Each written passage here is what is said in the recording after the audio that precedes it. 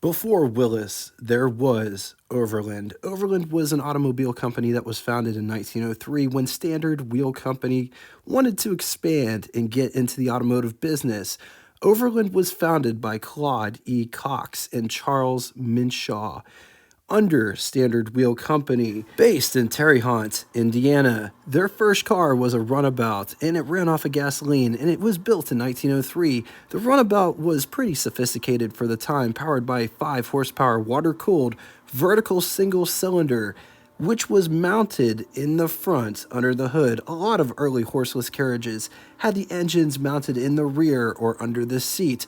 The runabout featured a 2-speed planetary transmission, which was operated by a foot pedal. 11 were built in 1903, priced at $595, which would be equivalent to you spending $21,478.89 in the year 2025. A 2-cylinder model would be added to the lineup in 1904. Production would double to 23 units.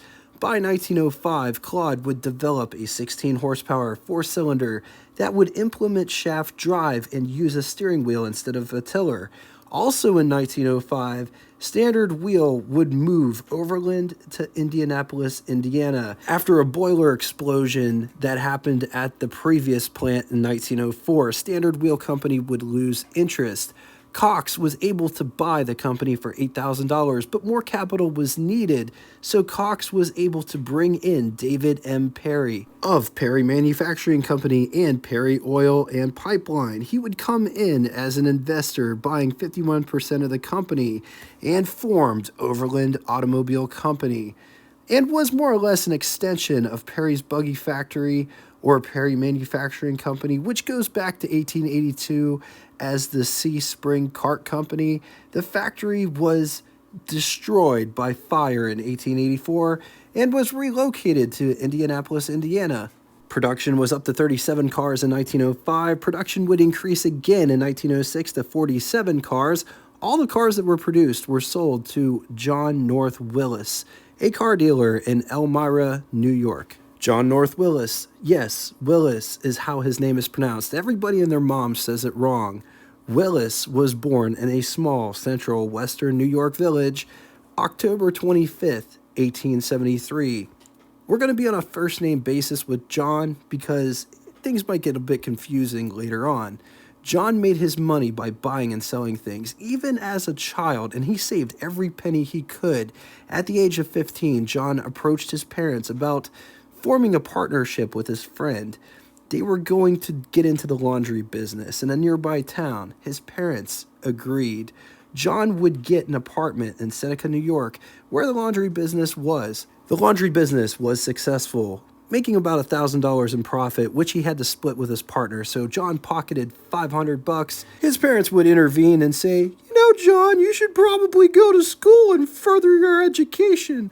So John set his goals and dreams and ambitions, going after the big bucks and becoming a lawyer. John would complete 2 years of school, but his father would pass away. John was 18 years old when his father passed, which really put an end to his schooling because his mom was a stay-at-home mom or a housewife and she had the home to tend to. John had to go back and be the breadwinner of that family. John would get into this new craze that was sweeping the nation, the bicycle.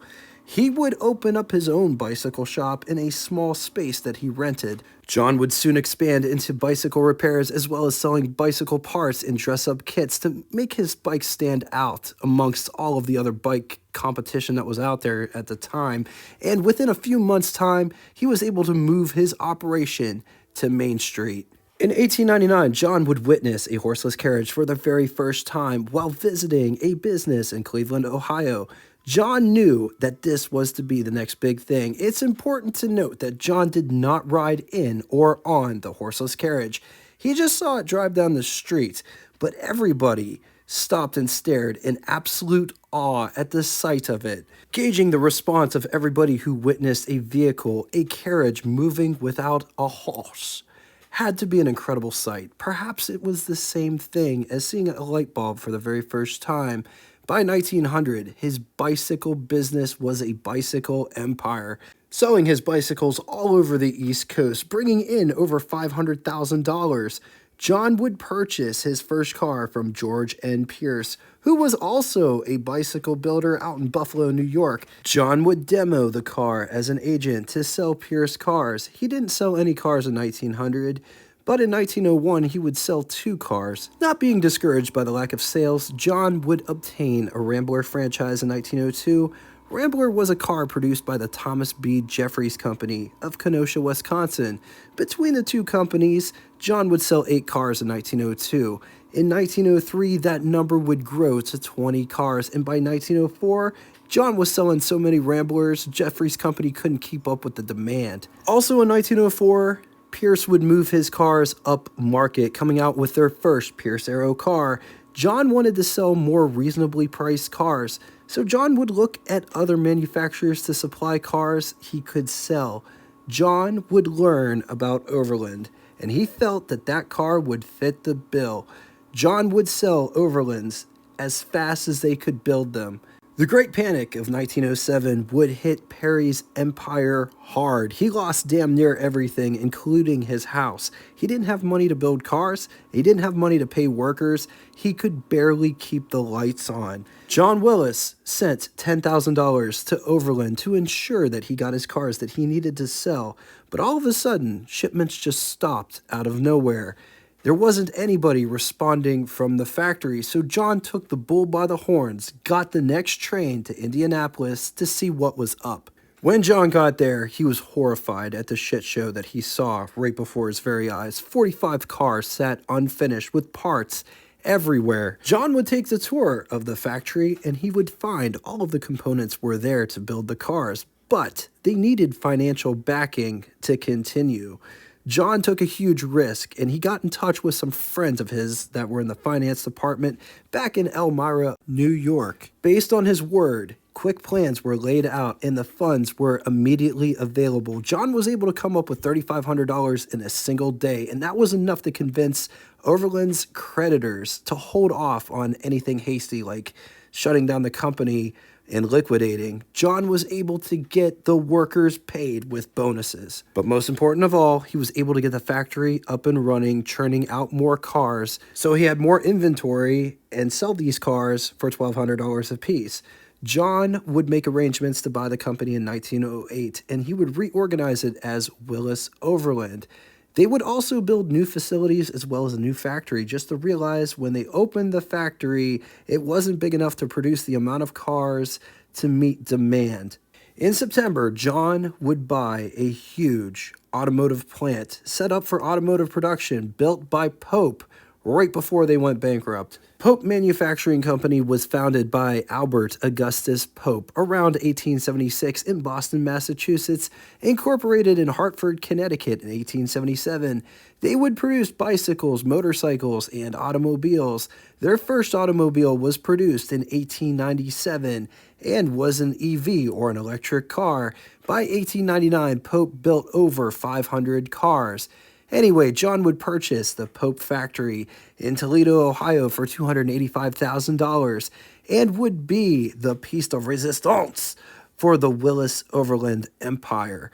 John was able to recuperate a lot of the $285,000 by selling off Pope surplus. The first Willys Overland model to be produced at their legendary Toledo, Ohio plant was the Willys Model 38, which began production October 26, 1909.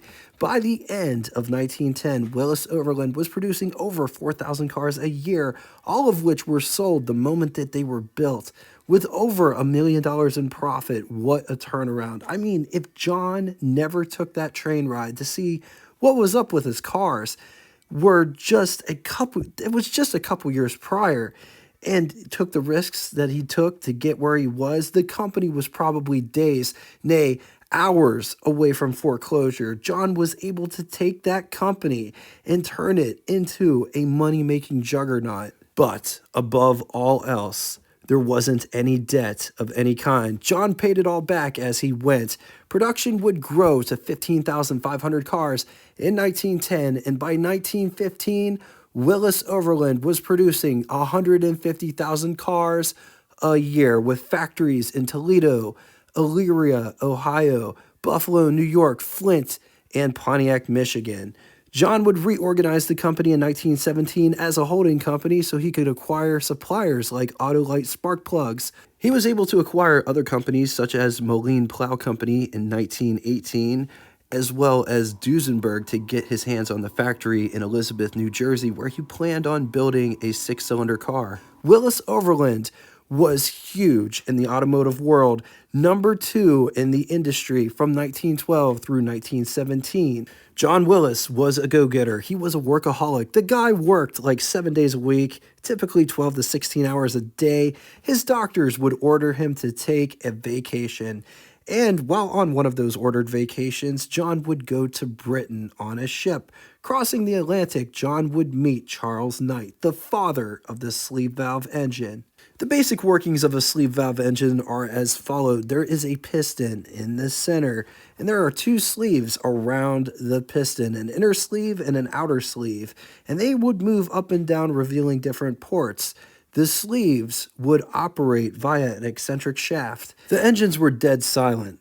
The silent night. Charles Knight would sell the engines through licensing agreements or royalties to build the engines. Some companies that use the Knight sleeve valve engines included but not limited to Stearns, Peugeot, Brewster, Moline, just to name a few. By the end of the voyage, John was convinced in the advancements of the sleeve valve engine and saw it to be the future to replace the poppet valve, which had carbon issues in the early engines. Early engines didn't have long longevity because of carbon buildup. Sleeve valves had their own issues, mostly when they sat for long periods of time, the sleeves could stick together, but they didn't have the carbon issues that poppet valve engines had. While in England, John wanted to put the Knight sleeve valve powered car to the test, and he would proceed to do 4,500 miles in it in 15 days, which was a feat in itself because roads weren't that great back then. At the end of his 4,500-mile trek after 15 days, John was sold on the sleeve valve technology, but John didn't want to shell out royalty money on every single engine that he was going to build. He was in the business of producing quality cars at affordable prices, and he was afraid that the royalty would upset that happy balance. So when John got back to the States, he found a company in Long Island, New York, Edwards Motor Car Company, that wanted to sell their license to produce the sleeve valve engine. John would buy them out, and he would begin to produce the sleeve valve engine in his Elyria, Ohio factory. In 1914, Willys would offer a 6-cylinder sleeve valve model, which was called the Willys Knight, and it was based heavily on the Edwards Knight engine. A 4-cylinder was introduced in 1917. They even offered a V8 sleeve valve model to compete with all of the other V8s during the teens. It's a misconception that Ford made the first V8. Ford did make the first affordable V8 to the masses, but there was tons of companies in the teens that offered a V8 power plant choice. Companies like Cadillac, Cole, Oldsmobile, Oakland, Apperson, King. Faro even built the first overhead valve V8 back in 1915. The Willys model to have the V8 was the Model 8-88, and it sold through 1919. It's important to note that Willys kept the poppet valve engine around and offered sleeve valve engines. The poppet valve engine was in the Willys Overland line. John knew cheap cars sold better, and that's why he kept the poppet valve around, despite John himself preferring the sleeve valve engine, but knew it was more expensive to produce. After World War I, a labor strike would ensue, and it would shut down the Willys Overland plant in Toledo, Ohio. The factory would be closed for months. Things got so bad that the company was facing bankruptcy. John Willys was forced by creditors to hire General Motors Vice President Walter P. Chrysler to run the Willys Overland operation for a hefty sum of $1 million. Walter P. Chrysler would ultimately stab John Willys in the back by trying to take over his company, but the shareholders did their part and resisted. Chrysler would leave in 1921 to find his own way in the automotive business for himself, taking over Maxwell Motors in 1925, turning it into Chrysler in 1926. In 1921, John was forced by the banks to consolidate because Willys Overland automotive business was highly overleveraged at this point. It also didn't help that Willys lost $20 million in revenue during the 1920 model year, and the company was forced into receivership, owing over $10 million to different creditors. To raise more capital and to keep the banks at bay, John would sell the Willys Overland plant, previously owned by Duesenberg, to William C. Durant at auction. Willys would begin expanding again once the debt was under control in 1925. The cheaper poppet valve car, the Overland line, would ultimately save the company, with their four-cylinder line of cars being produced from 1920 through 1926, all riding 100-inch in the wheelbase. Halfway through the run in 1923, a 106-inch wheelbase offering was added called the Model 92. The goal was to compete with the Ford Model T, which was a cheaper car, and solidified Ford as the #1 car sales in North America, priced around $500, which would be equivalent to you spending $9,121.53 in the year 2025. That was the target that Willys was trying to get to. But the war had lasting effects on cost of materials and labor costs, which were more than previously thought. The price ended up being around $845 and up, which would be equivalent to you spending $15,576.13 in the year 2025. A six-cylinder was also available. In 1926, Willys Overland would introduce or rename their poppet valve line engine offerings to the Overland Whippet. It's important to note, timing of the Whippet came out 1 year before Ford's Model A. The Whippet could be had in many body styles, just like the Model A, but unlike the Model A, the Whippet had two power plant options available, a four-cylinder and a six-cylinder, whereas the Ford Model A was only offered with a four-cylinder. In 1927, Willys Overland would introduce an all-new make to be slotted in between the Whippet and the Willys Knight. It was called the Falcon Knight. It was built in the Elyria, Ohio plant, which was formerly the Garford truck plant. Priced at $1,250, which would be equivalent to you spending $22,821.19 in the year 2025, $100 less than the Willys Knight. It was powered by a six-cylinder sleeve valve engine, but it used the same bodies as the Whippet line. The make would only last 2 years, 1927 and 1928. In 1929, Willys Overland would have a record year, selling 340,000 units, netting over $187 million in sales. Having achieved everything that he could in the automotive business, John Willys would decide to sell all of his stock shares for $25 million and resign as president of the company, but he would retain his position as chairman. The next year, President Herbert Hoover would appoint John as the first U.S. ambassador to Poland. But when the Depression hit, he went back to Willys Overland to make sure the company would weather the storm. John Willys would once again take the helm over at Willys Overland, but the company would still end up going into receivership. 1933 would be the last year of the Willys Knight. Willys would stop building their higher-end line when the company was in receivership to focus on the more inexpensive line of cars, the Willys 77, which was a four-cylinder, and the Willys 99, which was to be a six-cylinder model. But the Great Depression really did a number on the company. Willys had to sell their Canadian subsidiary and regroup.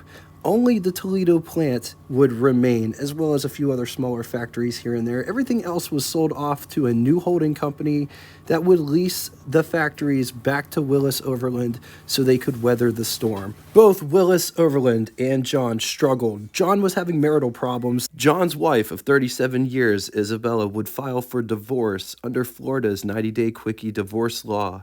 Reason for the divorce was stated that John was extremely cruel to her. The divorce was granted July 30th of 1934, 2 hours after the divorce was finalized. John was a sly fox. He would marry his 37-year-old mistress Florence Dolan, who he met years prior when both he and his ex-wife went to England to see their only daughter, Virginia Willis, get married to an Argentina rancher. Both John and Isabella disapproved of the marriage. John suffered a heart attack that following year, which he recovered from, but just a few months later, John would have a massive stroke that would take his life in his home in the Bronx on August 26, 1935, at the age of 61. At the time of John Willis' death, he was the president of Willys Overland.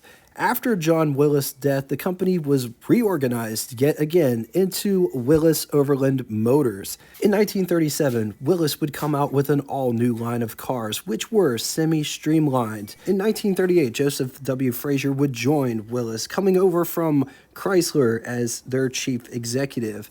In 1941, the U.S. Army wanted a small reconnaissance vehicle to replace the horse. 3 companies would answer the call: American Bantam, Ford, and Willys.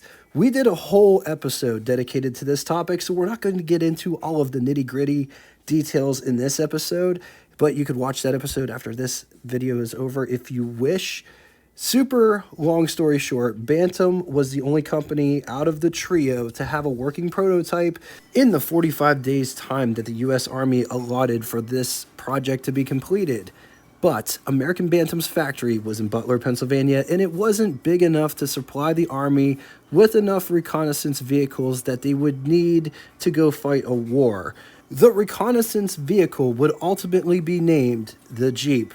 So the Army had Ford and Willys produce the Jeep because they had bigger facilities to churn out more Jeeps faster. After the war, Willys fought for the rights to build the Jeep, seeing its potential as being a rugged vehicle for farm use. The Army initially didn't want to give the rights because the original design was American Bantam's design and Ford designed the grille. Willys just built the vehicles, but Willys wanted to capitalize on all of it. The Army would eventually relent and give Willys the rights to produce the Jeep, and in my opinion, it started a curse on the Jeep brand. I mean, think about it. How many companies have owned Jeep that are no longer around? It's very interesting when you think about it. It's like almost like the curse of the Bambino. To Willys' credit, they had one hell of a marketing campaign for the Jeep, which was the only thing they sold right after the war, putting a pause on their car production and going all in on the Jeep. Despite all of the awesome artwork in the advertisements, Willys struggled initially to find the right market for their Jeep product. They even made accessories to use on the farm to try to attract buyers, offering both 4-wheel and 2-wheel drive. In 1946, a wagon flavor was added to the lineup. Truck version came available in 1947.